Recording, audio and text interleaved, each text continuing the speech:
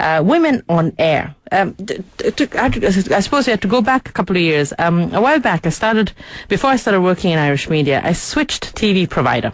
And it so happened that this particular TV provider didn't carry any Irish channels. And to get Irish channels, I had to install a separate aerial. And, these are the kind of jobs that you kind of put on the long finger. And before you knew it, it was about 6 months I was watching UK TV. So when I finally managed to receive Irish channels, I was absolutely appalled at the lack of diversity staring back at me. I felt the anger and frustration rise up in me, as after all, I'm paying TV license fee like everyone else. But why did I not see anyone that remotely resembled me or even had a similar point of view to mine? Over 10% of the Irish population consists of migrants, but how many are actually working in mainstream media? Then I realized the lack of representation extends to other groups, such as members of the LGBT community, travellers, religious minorities, and people with disabilities. Then the biggest shocker of all, Irish media is highly male-dominated. Where are all the women? I was completely taken aback by this and thought to myself, how are we ever going to create a more inclusive and equal Ireland if Irish media does not accurately reflect the Ireland we live in? This was the single most deciding factor that made me volunteer for a community radio station called Phoenix FM in Blanchardstown in 2006, which then led me to join the team here in Newstock in June 2008. So why aren't there more women on air? Do media organizations lack the will to hire more female presenters? Are women not pushing hard enough to obtain those high-profile posts? Do listeners, viewers really prefer male, white, Irish, heterosexual Catholic presenters? Or is there a combination of, if it ain't broke, don't fix it, and don't rock the boat attitude that is stopping Irish media embracing diversity? Furthermore, if Irish media is currently not inclusive of women, who constitute half of the Irish population, what hope do minority groups have of ever getting a look in? So to discuss this topic that I've been dying to talk on Global Village, I am joined by an absolutely illustrious panel of wonderful women. First of all, we have Margaret E. Ward, who's journalist and broadcaster for the Irish Times, Sunday Times, and here in Newstock in RTE. We're also joined by Barbara Scully on the organizing committee of Women on Air, writer, blogger of a blog called From My Kitchen Table. Helen McCormack, who's also a journalist and radio producer. Angela Douglas, broadcaster and a businesswoman. And finally, friend of the show, Hazel Larkin, who is a journalist, co-editor of Women's Views on News. So you're all very welcome. Thank you. It's lovely to be here. Great. It's like an all female-only space in the studio. The studio smells a lot better than it normally does as well. Yeah, definitely. Yeah, there's no George Hook or Ivan Yates or any of them. Margaret, I have to start with you. How did Women on Air? What is Women on Air? Women on Air is an informal networking and seminar group, and it started basically because Una Mullally of the Sunday Tribune wrote an article in May 2010 called Radio Gaga, Where Are All the Women in Radio? And what she did is she sat down and she examined how many female voices, how many female presenting voices she was hearing over the course of a week. So very much a snapshot sample. And I read it, and her figures suggest that between 80 and 90% of all the presenters on radio are male. 80 to 90%. And I read this kind of going, please, Una, give me a break. But really kicking myself, saying, hang on, you were working in media when this was happening. So you yourself didn't realize this. I didn't, and I thought, how did I miss that? I'm kind of paid to be a bit, observant and everything, and I actually missed it. I didn't realize that there were so few female presenters. I think you hear a lot of female DJs, or you think you do. RTE is actually pretty good for its representation, especially in its main programs, morning and evening programs. Because the breakfast show is often anchored by two women.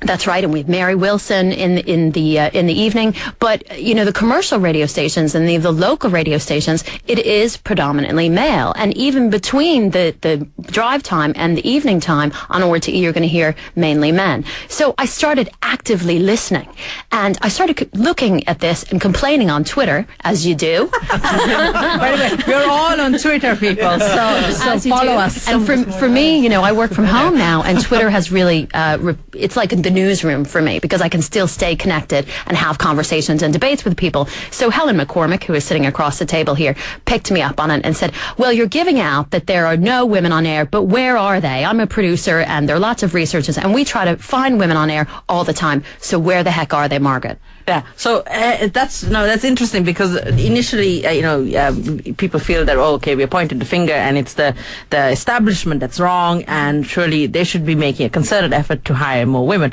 But you are on the other side of the phone when you ring people and guests, try to get them on the show, but you said that it's hard to get women on the show. It's very hard to get women on the show. Why? Because I think, well, through many, many debates, myself and Margaret and others here have come up with the answer that women just don't have the confidence. I mean, even when I was putting together, say, a panel such as this one, it was always a case of, say you had 3 guests, you would find the 2 men very easily, and then you'd be searching, phoning around, looking for a female contributor.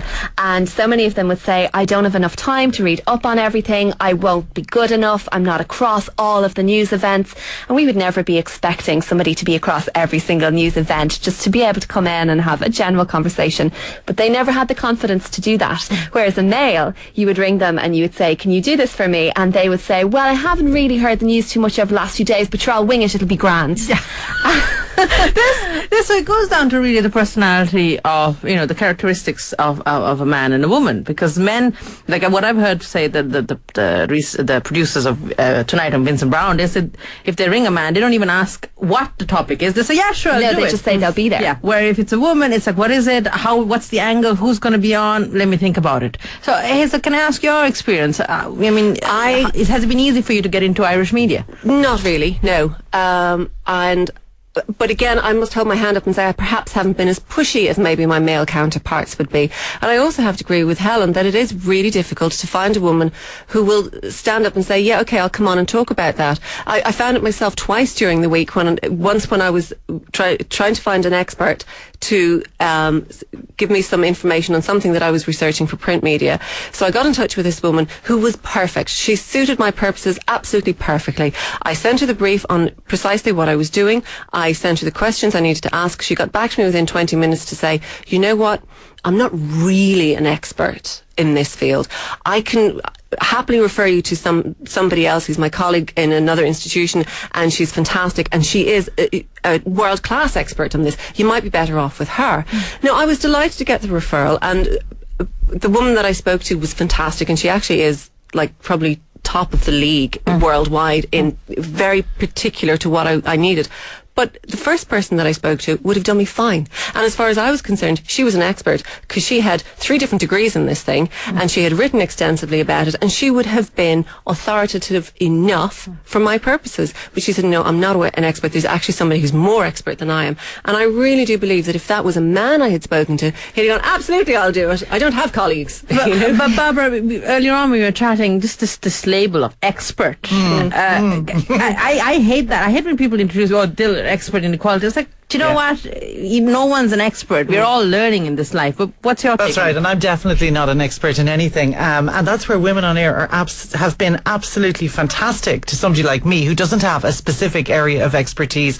I'm a writer, but I spend most of my day at home, deep in suburbia with children, and I consider myself an expert in inverted commas on life. But what women on air have done is that they have given me and other women, Hazel, I'm sure would agree, the confidence to make that jump. Along with that, I suppose, in my own case, I have been in all the various different jobs, because I'm very old, and in all the various different jobs that I've had, I've always fishing for compliments here, Barbara. Yeah. I've always been paid to talk. I was in sales, I was in PR, and then I did a bit of teaching as well.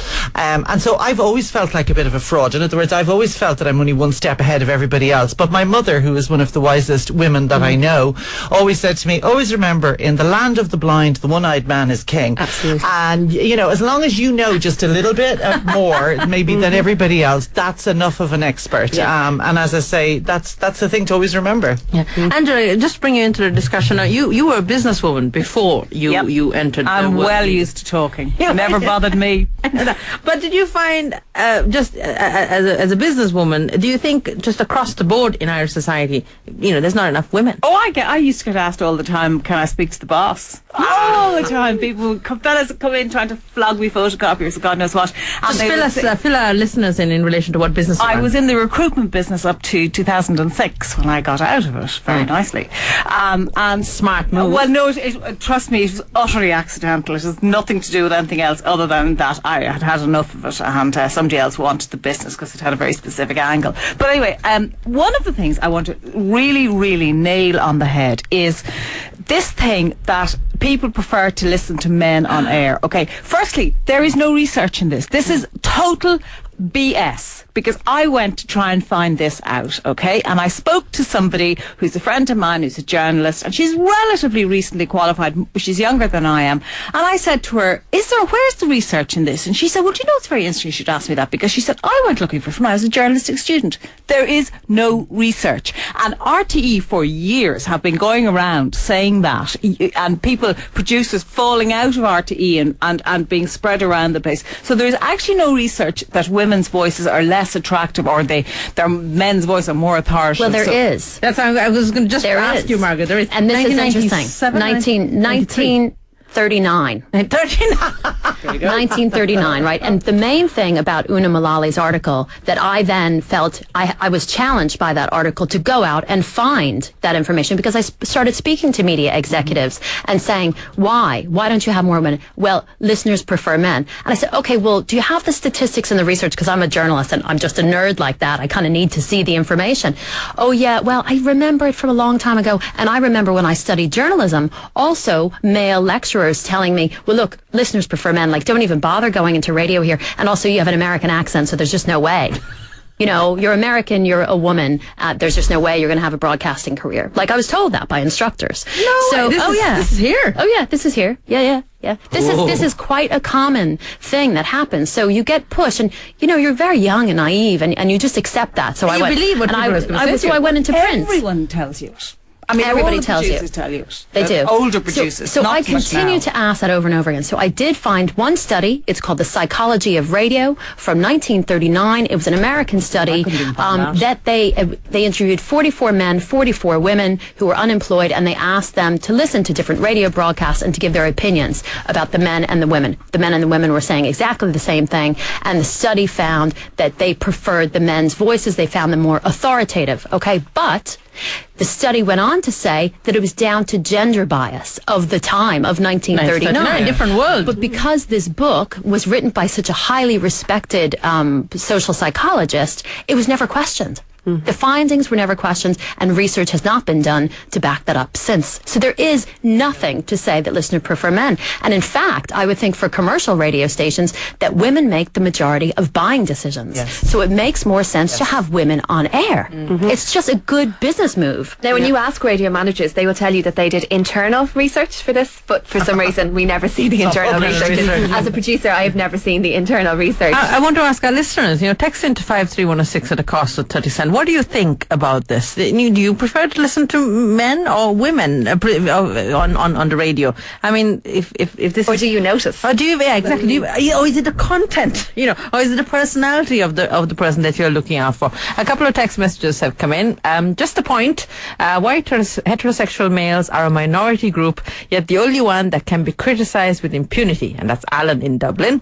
Bernie says, "I do like women on radio. I love Sheila Shoiga. I think Sheila is fab. I hope you're listening, Sheila, because I'm a big fan of your show. I love Sheila Shoiga because it's a varied, brilliant program. Yours is all about gay, feminism, racism, and equality. This is a woman who agrees with all, but is this not a program with few women just nagging?" Okay, all right. And isn't that funny? That's also stereotypes. Yeah. Women are seen, and you'll see this the way they're represented in the media, as nagging or shrill or whatever, in terms of gender stereotypes. But just a correction, Global Village is about social issues, and we don't, it used to be initially an intercultural program, but we thought, equality is something that impacts everyone, and wouldn't it be great to have the space? And there's the only place in Irish media that's there, so. Sorry, can I just take up on the nagging point? I have to say that I don't think anybody around this table blamed anybody else. Yeah, You know, we we actually took blaming responsibility. ourselves. We said we didn't have the confidence, that it was difficult, that, you know, considering yourself an expert, but automatically we said, oh Jesus, there's a bunch of women nagging. That's the first thing, isn't it? But again, I think going back to the fact that RT Radio 1 is nearly almost dominated by women during the highest listening hours disproves the theory that people don't want to listen to women's voices, that they're not authoritative or that they're shrill. And they have among the highest listenership figures. So again, that's another thing to show that That is women... very recent, Yes. and it is not. It is extremely recent, and it has. I mean, up to even 5 years ago, it wasn't the case. So it's very recent, and I do think it has moved out quite a bit. I mean, something like Women on Air, like that, and plenty of talk about it, forces people to think about it, which is what I've seen, because I watched it all on Twitter, and it was very interesting, and there were lots of people coming in saying, you know, they hadn't given it an awful lot of thought, actually. They just kind of, you know, they accept what comes across the airways and don't, you know, really don't think about it terribly, but actually when they thought about it, yes, it's actually, there were a lot fewer women than they thought, but it has kind of moved out. I mean, some of the television programme like Midday, in the middle of the day, they have to look, they have no choice, they have to. Hey, we love Midday, Angela, we love Midday since we're on it. Another texter, MW in Mayo, says, our early education is where young women are taught to take second place. Change parent and teacher attitude, then women will take their rightful place. Okay, that's so true. Let's get into this topic. Okay, so we as women tend to be extremely critical of ourselves, you know, just saying in recruitment. If a CV was to come in, a male applicant for a position, you'd find maybe 50%, they would only maybe satisfy 50% of the criteria.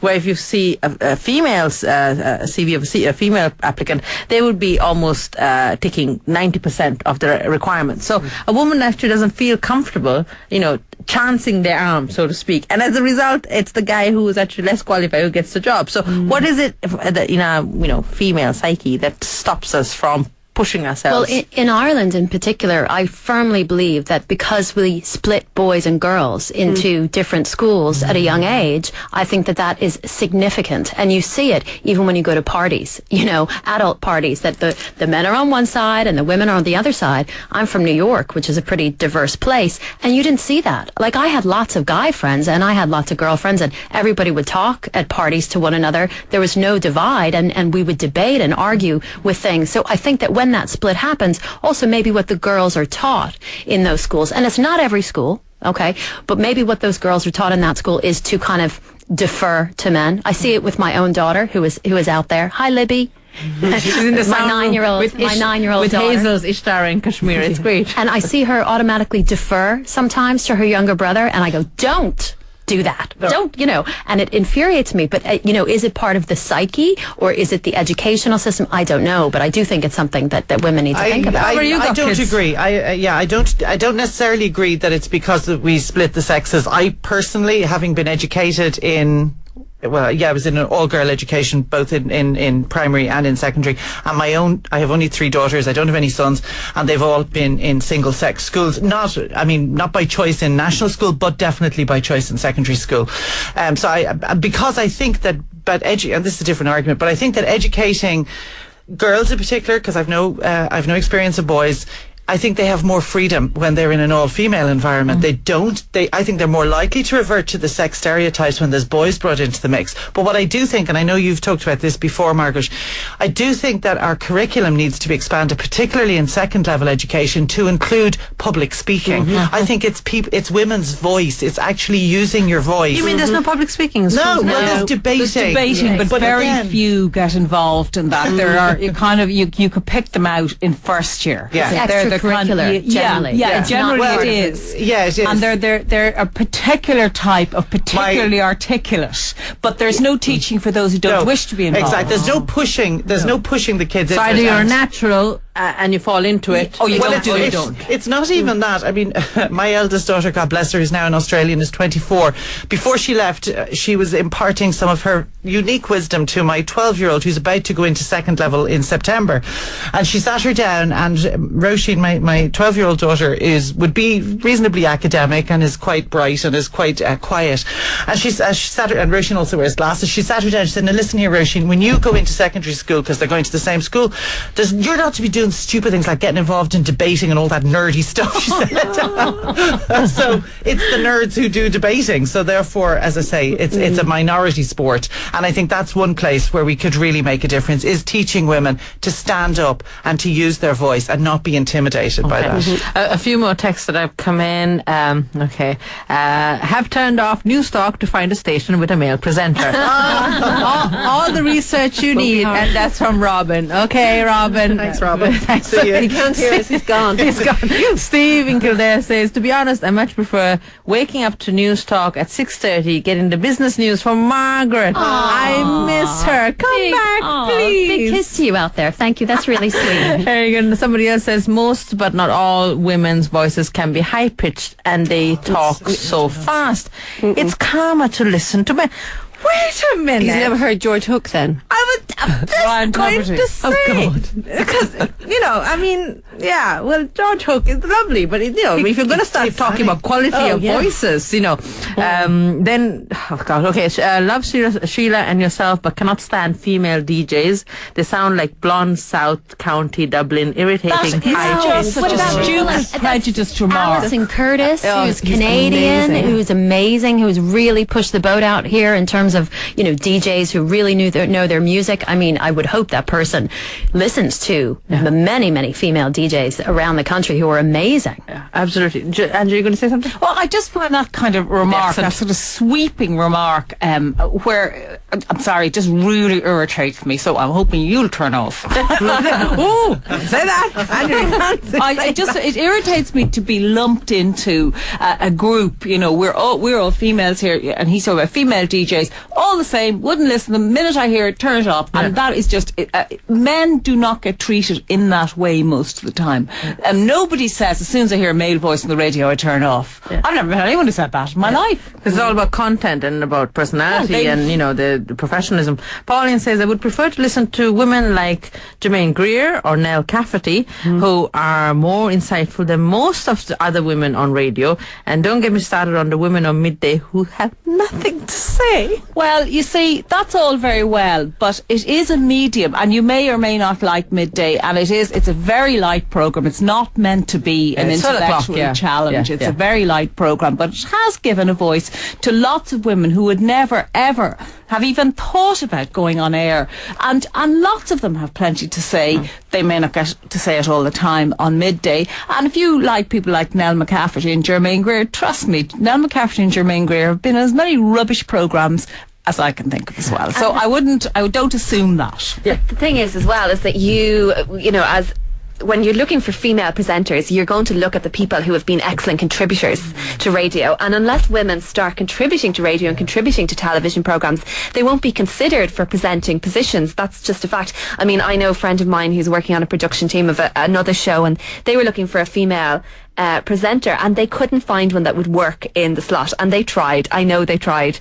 and that's because there aren't enough female contributors to choose from in the first place. So again, I think it goes back to, I don't know whether the female education thing is the right answer. I think it's more actually our genetic makeup. I've been through mixed education, and I still turned out the same way. But when you look at the floor, you see a lot of women there's a lot of women behind the scenes. Yeah, They're all behind the scenes. And when you ask a lot of them, would they consider presenting, most of them will say to you no. But the men who are in production will very often say that their ultimate ambition is to be either an on-air reporter or a presenter, and they get into research and production as a means to getting there. Okay, is it about ego then? Because people say to get into sort of broadcasting, to be in front of the camera or behind the mic, you have to have an ego. Yeah, I mean, I think anybody who works in media has to have an ego, because you get such criticism, you get slammed on a regular basis, and it's just part of the job. I mean, it's the same if you're in print or if you're in radio or if you're in television. But if a woman goes on television, there are going to be a lot more comments about the way she looks, what she's wearing, how's her hair, as opposed to what she's saying. Okay. So it is a big issue. And the Twitter feed is a real eye-opener when you're watching Vincent Brown or a programme like that.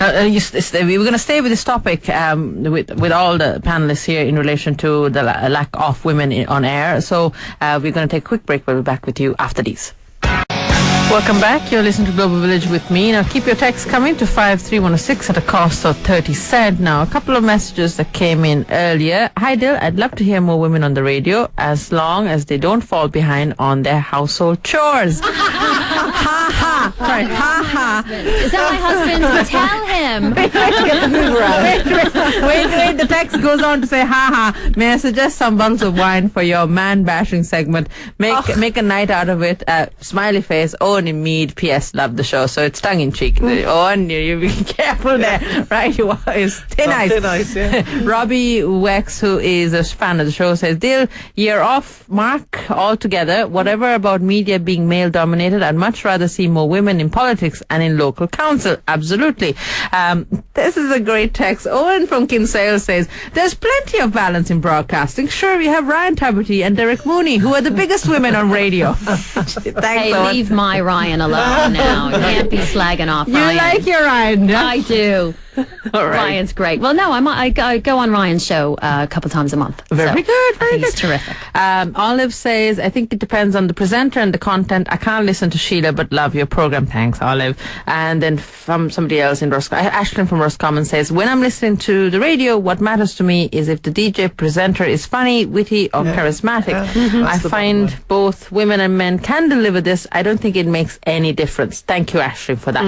We agree with Ashley. Ashton, yes, on the money there. Yeah, on the money. Now, just in relation to the content, right, of topics, there is this idea out there that, current affairs shows, should be presented by men, and women should run women's shows that are about, entertainment, fluffy kind of topics, What do you make of that?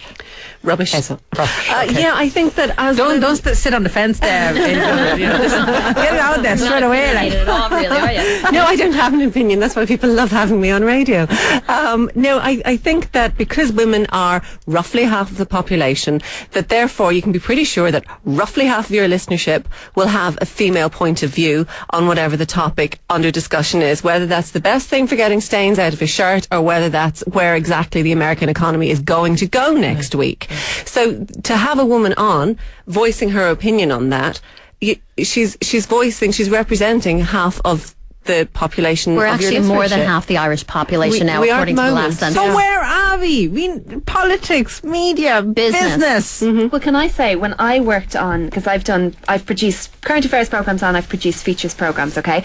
And when I did features programming, I never had problems getting women on air. If anything, we were trying to bring male people onto the programs. Whereas when I switched on to current affairs, it was suddenly so much harder.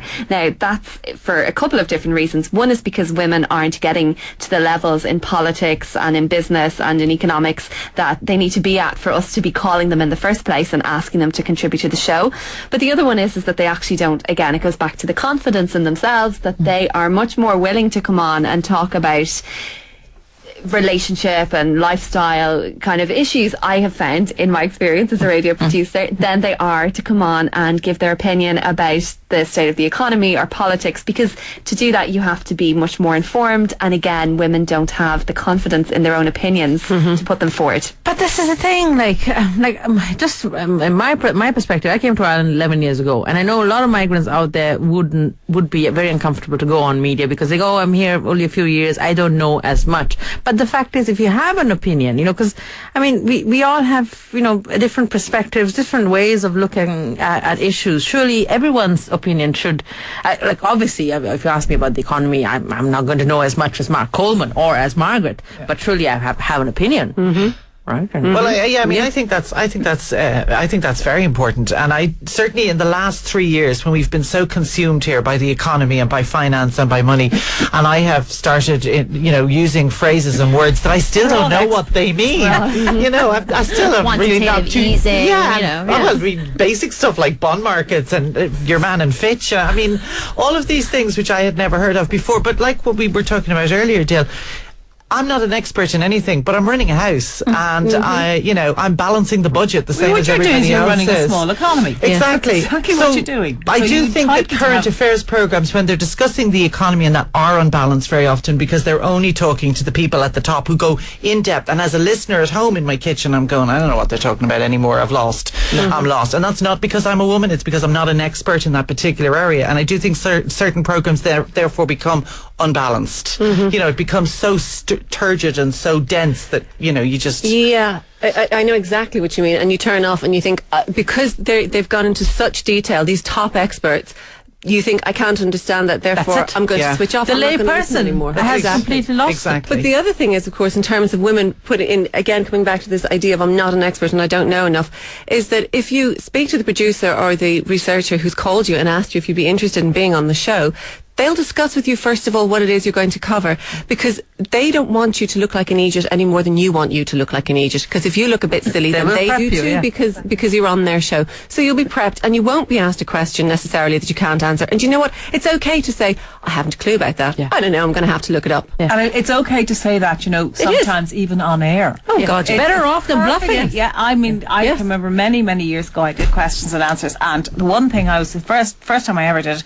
and the one thing I was told beforehand was, if you don't know the answer, if you really don't, and you really don't have an opinion, or you don't, or whatever, it's perfectly okay to say it. Now, I'm not going to run out of opinions. That's just Because there'll be enough people on the panel who'll jump in and say, "Oh, well, I'd like to add to that." But as you said, your producer will prep you well beforehand. Absolutely. You don't need to know everything about everything. Helen, as a producer, do you do that? Do you spend time with your guests and Of say, course we do. Of course we do. But I will say actually that it also depends on the station that you're working in and the resources that you have and the time that you have to do that. And that is the case. I mean, when I worked, say, here, I started my career in News Talk, and the teams Great station, then, of the course. great station, and the teams, you know, there was a few people on the team. We had time to speak to each guest in depth. And then I worked in another station where it would have been, say, there would have been two of us on the team. And that's a very hard thing to do, to fill 2 hours every day with just two people. It's a lot of work. So there wouldn't have been as much time to source new voices, as much time to discuss things with guests. But certainly, yes, we would have discussed with them before they went on air exactly what it was they were going to be talking about. I mean, that's a basic. So, and if the producer doesn't do that, then you should ask them. And Margaret, you go on to like really high profile shows like, you know, Vincent Brown. I mean, and I've been on Vincent Brown twice, and I can say I survived it. Even though I'd say most people think, oh my God, I'm never going to live through it. But you know, it takes guts to do it. Do you know what I was? Well, I'll tell you, it took 2 years of them calling me, the producer calling me to get me to go on air. Wow. 2 years. And I kept saying no. And he said, I said, because I'm afraid of Vincent. You know, I don't want to go. So they put me on with Sam Smith. And then eventually I went on with Vincent. And it was okay. Of course, he attacked me as he attacks everybody. Yeah. You know, and then now I go on all the time. And I love it. And it's great fun because it's very unpredictable. But the one thing I was very impressed about, on Wednesday, I spoke to the producer there. And she said, and I said, I hope, you know, you're really making an effort to get more women on this program. She said, Margaret, she said, Vincent is so good about that. She said, after every show, every month, every week, we do a diversity study to look at how many men have been on the program and how many women have been on the program. Anyone in News Talk listen to Now this? that is apparently fairly typical around the world internationally, that they have policies and procedures in place in their mission statement that says we are dedicated to diversity. These are the things that we're going to do. And I will tell you that there have been many male media executives and men who have been very supportive of women on air. And in fact, this autumn we will be going and speaking to some of these media executives and giving presentations to them and giving them advice on how to go about doing it, because it does seem to be very difficult. So we're not slamming the door in anybody's face or criticizing. We're just saying, have you noticed this? And really, don't you want to represent, you know, the majority of your listeners? Because what will happen is people will just switch off. If like, I know there are people who listen to programs, and whenever comments are made by certain presenters that are deemed sexist, I don't know whether I should mention the name, as if it's a presenter. I know what you mean. I know. It's a presenter on News Talk that I've listened to, and I'm like, no, he said something awful about women again. It's like women will switch off. But sometimes those presenters are also the ones who behind the scenes are saying, I mean, I produced Tom McGurk, okay?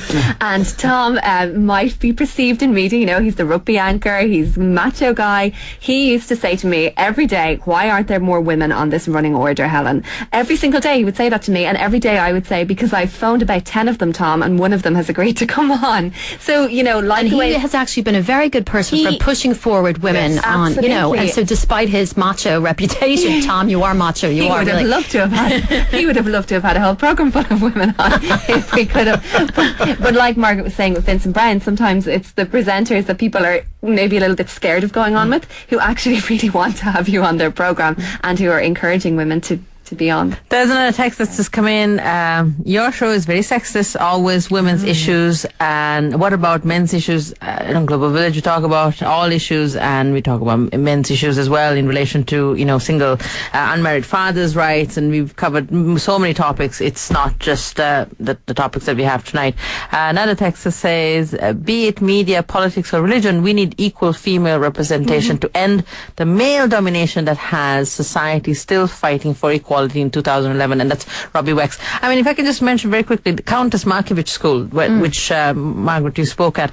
And Helen as well. And Helen, absolutely. The Director General, Arnie Hoel, of the Norwegian Ministry for Children's Equality and Inclusion, she said that Ireland is 35 years behind, especially on this particular topic. So when she said that, my heart just sank. I was like, 35 years. It was shocking. It was really shocking to hear and then I started analyze the language that we were using, and I thought they would never use this language. Where is she from? Finland or Norway? Norway. From Norway. Yeah. They would never use this language. Like, it's just not an issue. Yeah. They don't even really talk about men or women. No. Because it's such a diverse society, but that's because they put in, I think it was a voluntary number of women that would be hired into business and but it was a voluntary situation. It was both sexist. It was 40%. Right. Every board had to have 40% men and 40% women, so it wasn't just skewed towards females. It was equal across the way. Yeah. And it's funny, this is unscientific now, but I've been reading this. It's a murder mystery set in Sweden, and it's a modern novel. But it just struck me as I was reading it there recently, The Hidden Child, that it's so, the detective in it is on paternity leave for 6 months, and the whole thing, and just throughout it, I kept noticing, just because it's so different to our culture, and this is just popular fiction, but it's just completely different to what we're used to. I mean, I don't know any man who's gone on maternity leave for 6 months. So they're talking about him looking after the child and having to, and actually that's one of the things when I ring women, very often they will say, I can't do it this evening because I have to pick up the child from creche or whatever. That's a topic. I've never had, I've had one man say that to me, actually. That's a topic we talk about on Global Village all the time, because that's one of the biggest causes for the gender gap, because there's this mentality that, it's a woman's job. The woman is a primary caregiver. Just one text here from Peter before I get final words from all of you. It is all about pitch. Bass tones are warmer and easier to listen to than treble. Check the settings on people's stereos. No one turns bass down to 0, even though it makes music and voice clearer. And white noise is always high-pitched, and it drives people nuts, and it's outlawed as a form of torture. Plus, romantic music is usually heavy on the bass. Sorry, but preferring bass is hardwired into us, and that's from Peter. Well, actually, I would love to see the studies that show that, because I've looked into that quite extensively. So if Peter wants to send me that study, I would love to see it. Dale, do you have an email he can send that to? Yes, globalvillage@newstalk.ie. Love to see the research on that. Final words, folks, before we go, because the time has literally flown. Angela, what about yourself? Well, just the only way is the more women that are on air, the more accustomed everyone becomes and doesn't even notice. The day that you don't notice that Morning Ireland is presented by 2 women is the day you punch the air and you say, okay, it's working now. We've got here. Yeah. Helen? Say yes the next time a producer rings you and asks you to go on the air, and get yourself on the list, Margaret. And don't get them to beg as you have. No, and if for some reason you absolutely cannot do it, suggest another woman that they can ring and get them. Yes, this is actually something we encourage with Women on Air. For people who aren't familiar with it, it's on journalist.ie. It's called The List. It has over 800 entries of female area experts, and that might be anything from writing from your kitchen table to CEOs, rocket scientists, doctors. And if you are an area expert, get in touch with us. It's margaret@clearinc.ie, or you can look on the journalist.ie. Because these are women who want to go on, and they put their names on the list, so you won't have to go through what Helen has gone through. Hazel, final words? Well, I just think it's quite interesting that there have been so many comments about high-pitched, shrill voices, and I've been listening to the women around this table, and not one of us has a high-pitched, shrill voice. No one sounds like Karen in Will and Grace, Not one of us. How interesting. But no, I have to agree with Angela. I think the day that we just don't notice, that we turn on the radio and we're purely listening to content because we don't have to be watching for, is that a man or is that a woman, will be a fantastic day. And the other thing is, to any woman who's asked and uses the children as an excuse, do what Margaret and I do. bring the kids with you. And they're the best. I can't even see them. They're just so. Where are they? They lost them.